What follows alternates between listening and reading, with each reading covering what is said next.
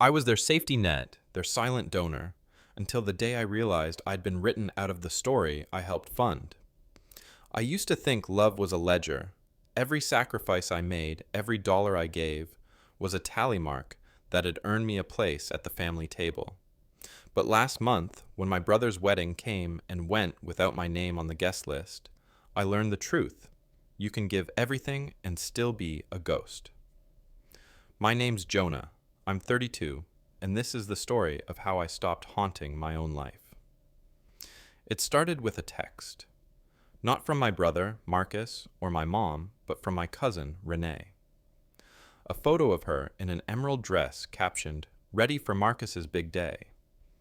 I stared at it, my thumb frozen over the screen. "Marcus's big day?" I typed back. "Whose wedding?"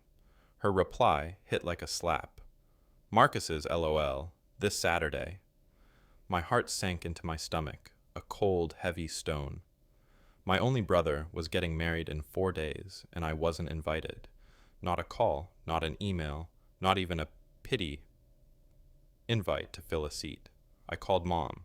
Her voice was all syrup and deflection, like always. "Oh, Jonah, honey, how's work?" I cut through the sugar. "Am I invited to Marcus's wedding?" Silence. The kind that screams louder than words. Then, "We didn't think you'd want to come. You always seem out of place at family things." Out of place, like I was a puzzle piece they'd rather lose than force into the picture. She kept talking, something about Marcus's fiance's family being particular, but I was already gone, staring at the wall, her words fading into static. I hung up. No goodbye. Just the click of a truth I couldn't unhear. I've spent my life being the fixer.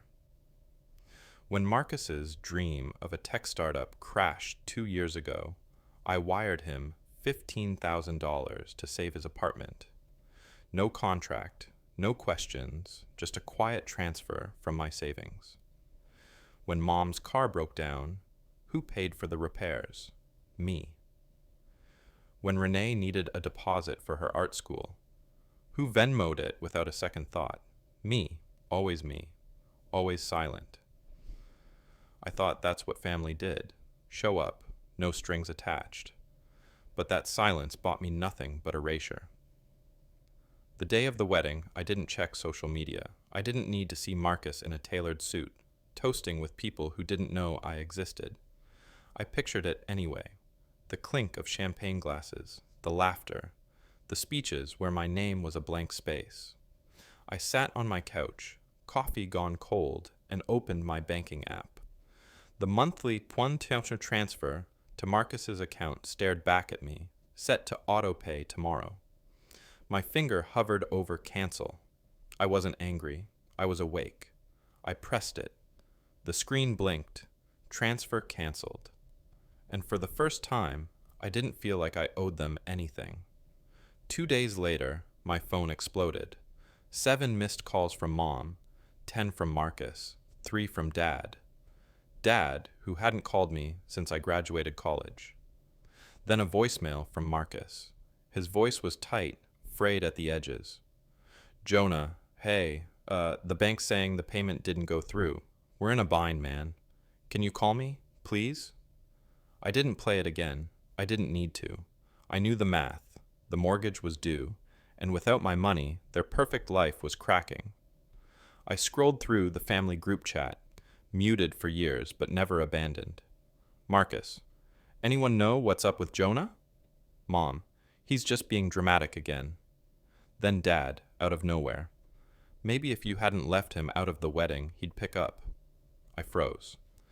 Dad, the man who once told me, "Some people just don't fit the mold, Jonah," was calling them out. I reread it, half expecting it to vanish. Mom's reply was quick. "We were avoiding tension. Jonah's always been difficult, because I lived alone in a rented apartment, because I worked freelance as a graphic designer instead of climbing some corporate ladder, because I didn't have a wife and kids to parade at their perfect events." That night, Marcus texted me directly. "Jonah, I'm sorry. Can we talk?" Sorry, the word felt like a pebble tossed into a canyon. I replied, only if you tell me the truth. Why wasn't I invited? He didn't answer for 20 minutes. Then, a wall of text. Okay, I'll be real. Naomi's family. They're obsessed with appearances. Lawyers, doctors, the whole polished phoebe.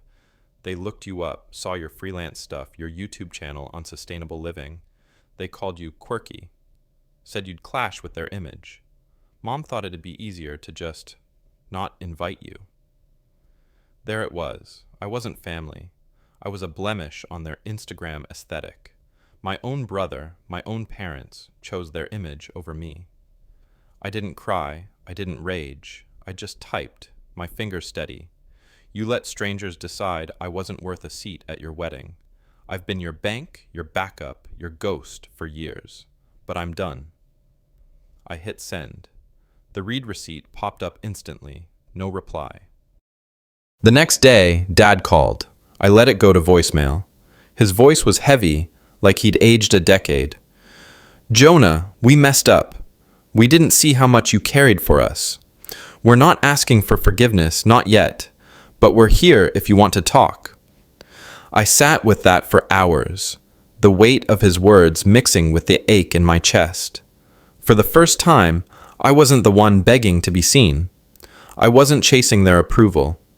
I'd stepped away, and now they felt the void. I haven't replied yet.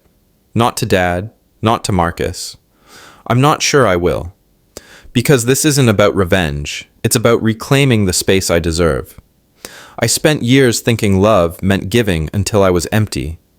But love isn't a one-way street.